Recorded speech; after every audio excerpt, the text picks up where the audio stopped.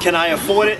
Distorted visions holding me down. Perceptions of a young child holding the ground. It's not allowed. I'm feeling so alone in the crowd. Feeling like a contortionist, how I'm molding my sound. It's so important. Avoiding the very things in my head.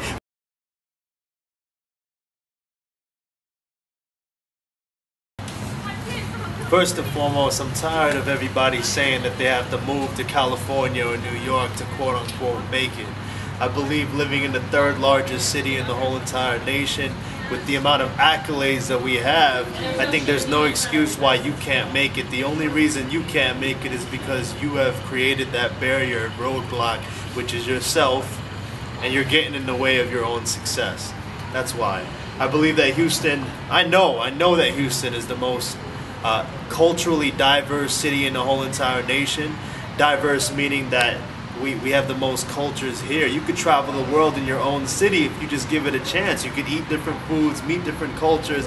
It's so beautiful, the actual canvas of how Houston is. And my personal goal is to transform the word diverse. You know, I really broke down the history of the word diverse. And if you think of die, it means to separate, it means two. And when you say verse, it means song, it means harmony. So if you take a look at the word dilute, you're splitting water. When you diverge, you split the path, the road. When you say dissect, I split an animal. So I want to transform diverse into universe, because that's ultimately meaning one. We're one in harmony, and instead of focusing on our differences, we embrace them and we see how much similarities we actually have. And I think that one of the main problems artists have is the whole independent mindset. If you feel like you're independent, you're gonna make it on your own, what happens is this self-fulfilling prophecy of this self-destruction. You don't surround yourself with the right team, you don't trust people, you're constantly looking behind your back, and you don't want to support anybody. You want to just constantly promote yourself. But I'm going to let you know that once you start supporting other people, it's direct reflection. Eventually, they're going to start supporting you. And you sit there and you wonder why nobody supports me, man. Houston sucks. I got to move to a different place. Nah, bro. The reason it sucks for you is because you're saying that it sucks. See, I believe in the power of words.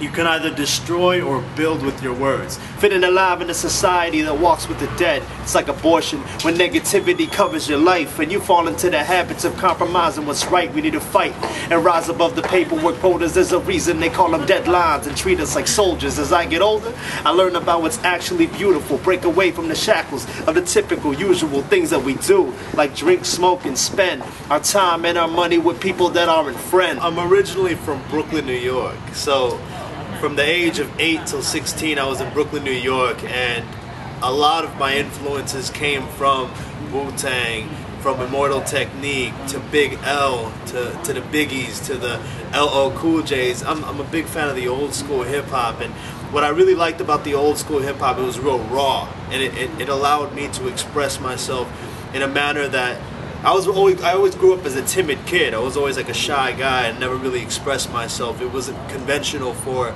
a Filipino to express themselves. It was always like, be careful, you know, don't be too expressive or else you're gonna be looked down upon. But what hip hop allowed me to do was roar. It allowed me to battle cats. It allowed me to stand in front of 1,000 people, and it felt good to do it. It felt liberating to become a good public speaker and a person to perform. So my style originated from the battle scene. I really enjoyed the battle scene. I was a big Eminem fan. Eminem's flow was crazy. His big vocabulary, his lexicon was amazing. I absolutely loved Eminem's music. He took me to another level of wanting to write more and write differently.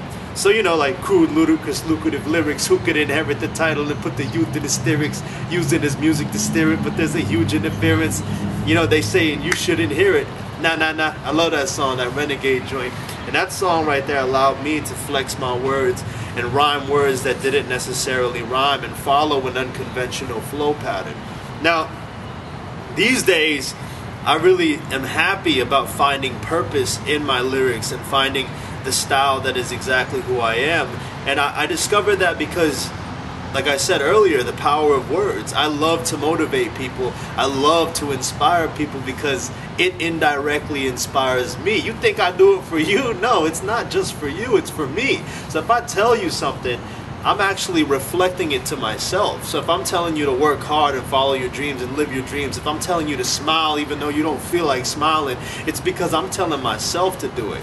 Now, for example, if I said a smile filled with confidence is a dangerous kind, add persistence to the grind and supplement it with drive. In any industry, you a dime a dozen, from DJs to MCs to the graphic designers. I choose to stand out and understand my doubts to the point that my mouth expresses what I'm truly about. I said a smile filled with confidence is a dangerous kind. So I wrote it down.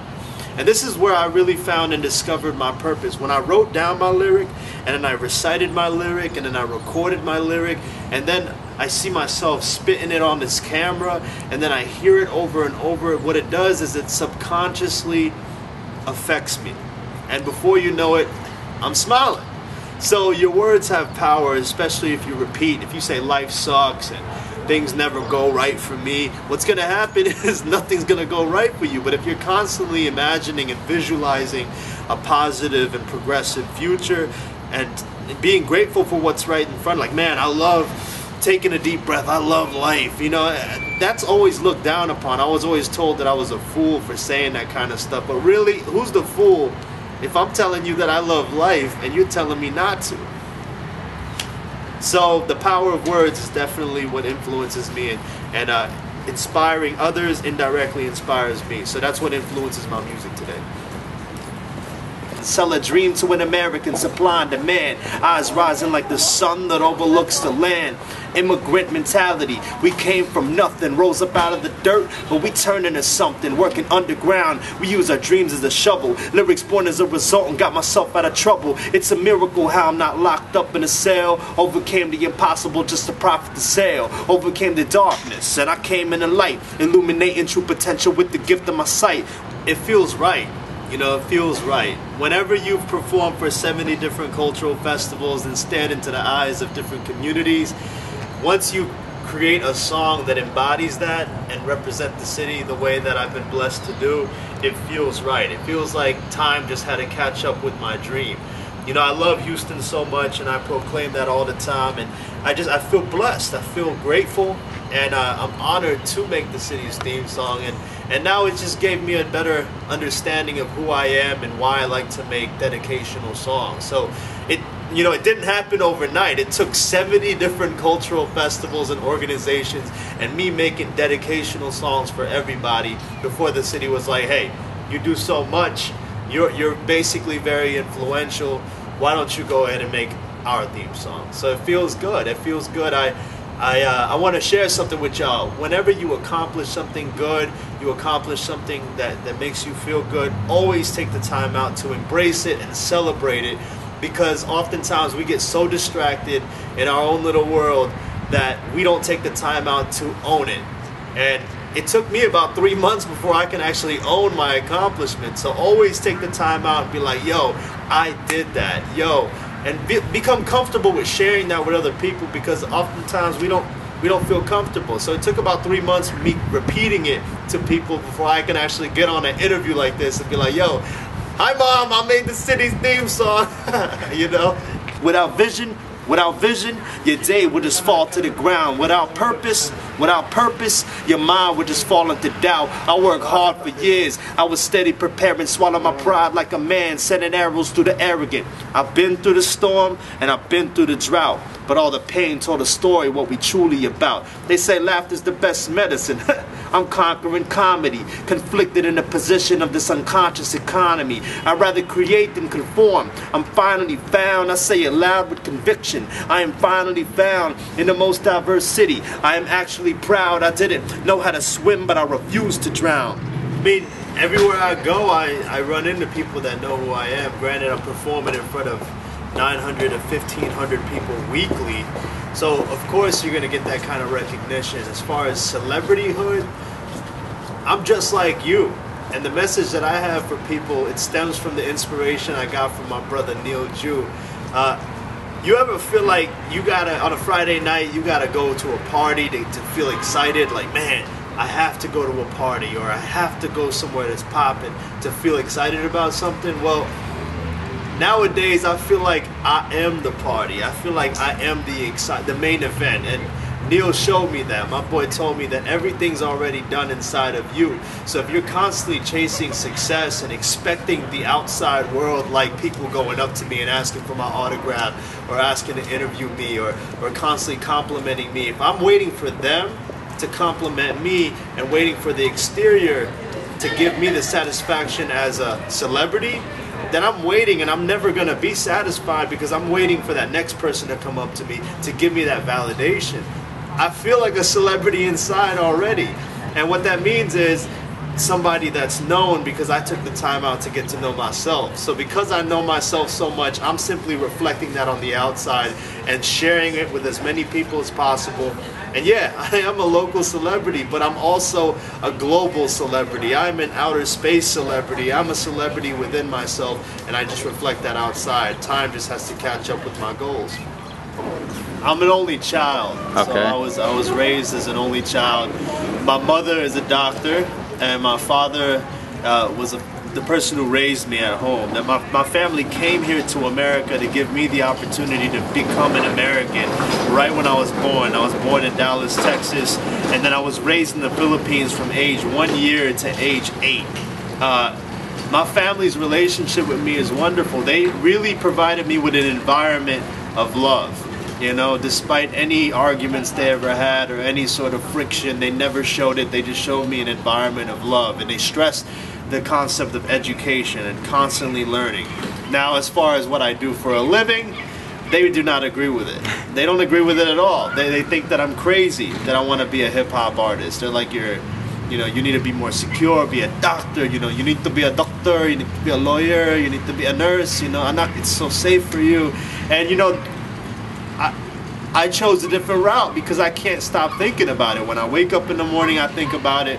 Throughout the day, I'm coming up with rhymes. I'm constantly obsessing over hip-hop, obsessing over inspiration, and constantly wanting to make things better for myself and those around me. That I think ultimately parents just want their child to do better than what they are and to be secure and to be safe.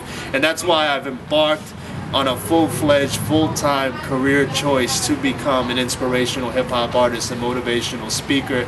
And that's why I take myself very seriously. I take business very seriously, and I don't have time to be shy. I don't have time to be scared. I have time to be bold and very upfront with what I have and communicate exactly what I'm trying to do. So my family's a big backbone to me. They raised me to understand the power of relationships, the power of family, and understanding that the importance of education and constantly being a student of life. So yeah, I'm Filipino and I'm proud, you know, and I'm an American, and I'm very lucky to be here in a land of opportunity that is only blocked by our own personal fears. So get rid of your fears, y'all. My goal is, they tell us, I'm gonna tell everybody this. If you love what you do, you gotta prove it. You gotta tell everybody, anyone, anywhere, anytime, anywhere. It doesn't matter where you're with. But if you love it, you're gonna show it. And you're gonna do it all the time. So you could catch me at your local festival. I'll perform for almost every single one of them. I'm coming after your community. I'm coming after your festivals, your organizations. And you could just keep up with me. Autism Festival coming up. I have a art gallery coming up called BSO over there at Be Human Gallery at City Center. So whether it's art, whether it's cultural, doesn't matter. Non-profit organizations, schools, universities. These people walking next to me, I'll spit in front of everybody and anyone. And that's a little something called pride of place. Backtrack to my mind, get my mind erased. Climb the stairs to the penthouse that overlooks the city. But these are the kind of things you can't see when you're busy. Elevate my mind, precision with my vision. Razor sharp focus, close my eyes and just listen. Through repetition and persistence, this is gifted ambition. Merry Christmas, bear witness to the present position. Despite that we're cultured, there's still a division. Trust I won't stop till I accomplish my mission. To stand on the stage and do what I love. It was written in my DNA, I'm Destiny's blood. So if you want to hire somebody that's the mayor of hip-hop of Houston, here's your pick. Because I got hustle, I got grind, I got passion. Peace out. Suicide. Click.